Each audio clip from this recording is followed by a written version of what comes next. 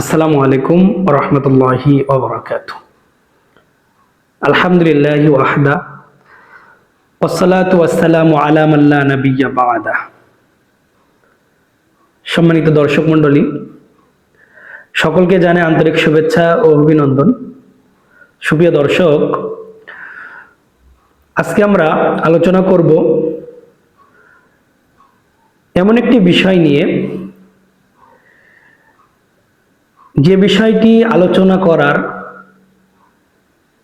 তেমন গুরুত্বপূর্ণ কোনো বিষয় নয়, কিন্তু বর্তমানে কিছু বক্তা এবং দায়ীদের কারণে আলোচনা করতে হচ্ছে। বিষয়টি হচ্ছে রাসূল কারীম সাল্লাল্লাহু আলাইহি ওয়াসাল্লাম নূরের তৈরি নাকি মাটির তৈরি।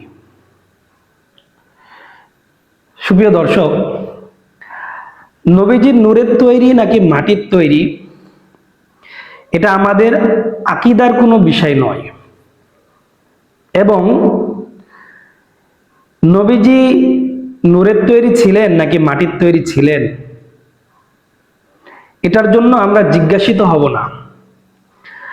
অর্থাৎ আমরা যদি নূরের তৈরি ছিল নাকি মাটির তৈরি ছিল এই বিষয়টি সম্পর্কে যদি জ্ঞান অর্জন না করি, তো এর জন্য আমাদেরকে জাহান্নামে যেতে হবে না, এর জন্য জান্নাতেও যেতে হবে না। এটা রাসূল কারীম সাল্লাল্লাহু আলাইহি ওয়াসাল্লামকে আল্লাহ তাআলা কি দিয়ে সৃষ্টি করেছেন, এটার জন্য আমরা জিজ্ঞাসিত হব না। কিন্তু দুঃখজনক বিষয়,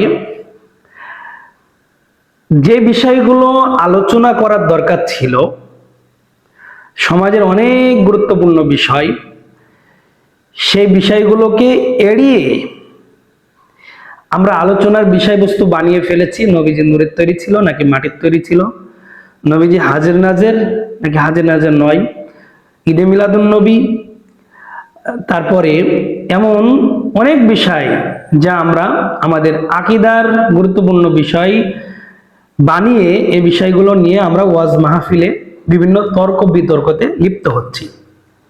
সুপ্রিয় দর্শক, তো যেহেতু এই বিষয়টি নিয়ে আমাদেরকে ঘায়েল করার চেষ্টা করা হয় যে আমরা মাটির তৈরি বলি, এর নাকি কোনো দলিল নাই, আমরা ওয়াহাবি, তারা সুন্নি, এই বিষয়টি নিয়ে বিভিন্ন বিতর্ক তৈরি করা হয় এবং আমাদেরকে অমুসলিমদের কাতারে ফেলা হয়, আল-ইয়াযু বিল্লাহ। সুপ্রিয় দর্শক, তো আজকে আমরা আলোচনা করব রাসূল কারীম সাল্লাল্লাহু আলাইহি ওয়াসাল্লাম কিসের তৈরি।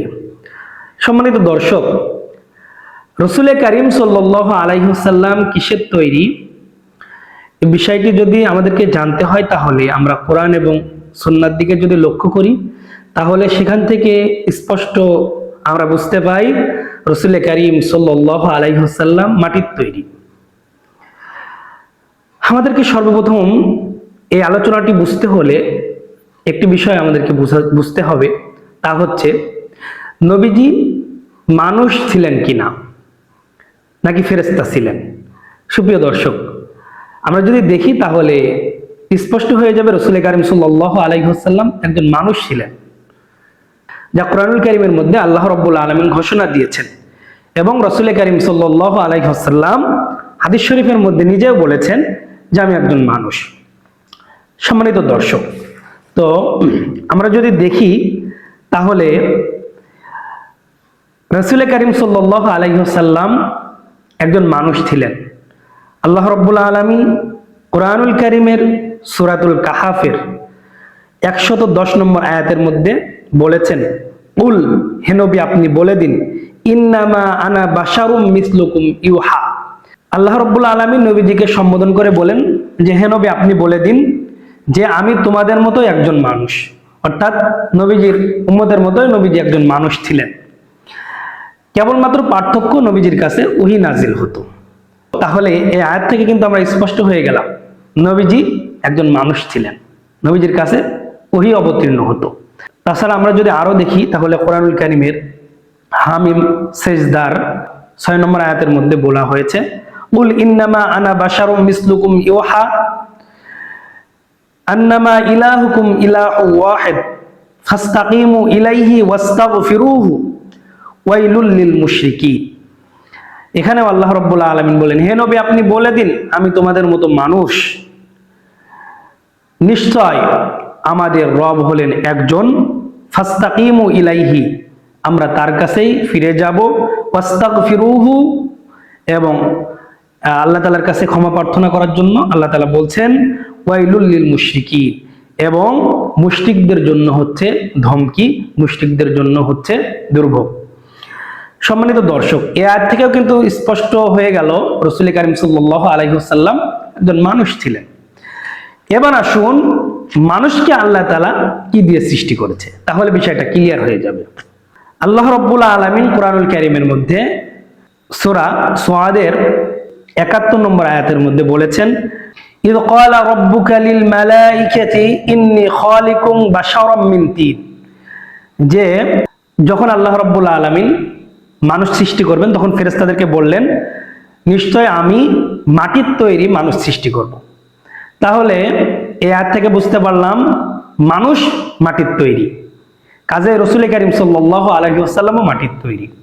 সম্মানিত দর্শক, আমরা যদি আরো দেখি মানুষকে আল্লাহ তাআলা কি দিয়ে সৃষ্টি করেছেন, তাহলে আমরা সহজেই বুঝতে পারবো এবং স্পষ্টভাবে আল্লাহ রাব্বুল আলামিন কোরআনুল কারীমের সূরাতুল মুমিনের মধ্যে 67 নং আয়াতে আল্লাহ রাব্বুল আলামিন বলেন, হুয়াল্লাযী খালাকাকুম মিন তুরাবিন, যে আল্লাহ তাআলা মানুষকে মাটি দ্বারা সৃষ্টি করেছেন। আল্লাহ তাআলা ওই সত্তা যিনি আমাদেরকে সৃষ্টি করেছেন মাটি থেকে। কাজেই রাসূল কারীম সাল্লাল্লাহু আলাইহি ওয়াসাল্লাম মানুষ ছিলেন, নবীজিও মাটির থেকে তৈরি। সম্মানিত দর্শক, এমন অসংখ্য আয়াত এবং হাদিস কোরআনুল কারীমের মধ্যে এসেছে যা থেকে বোঝা যায় রাসূল কারীম সাল্লাল্লাহু আলাইহি ওয়াসাল্লাম মানুষ ছিলেন এবং আল্লাহ রাব্বুল আলামিন মানুষকে মাটি থেকে সৃষ্টি করেছেন। কাজেই রাসূল কারীম সাল্লাল্লাহু আলাইহি ওয়াসাল্লামও মাটি থেকে সৃষ্টি। এখানে সুন্নি যারা নামধারী এরা বলতে চায় যে মাটি দিয়ে নবীজিকে সৃষ্টি করেছে, এ কথা বিশ্বাস করলে নাকি নবীজির সম্মান কমে যায়। আল ইয়াযু বিল্লাহ।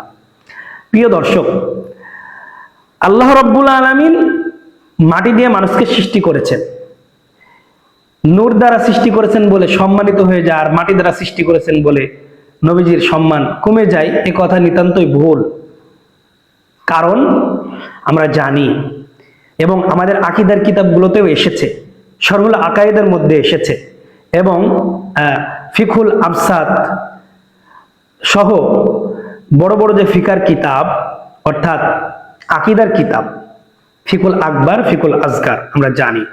তো ফিকুল আকবরের মধ্যে এবং ফিকুল আবসাতের মধ্যে, শরহুল আকায়েদের মধ্যে আপনারা পড়ে থাকবেন, যেখানে এসেছে যে ফেরেশতাদের থেকে মানুষ দামি।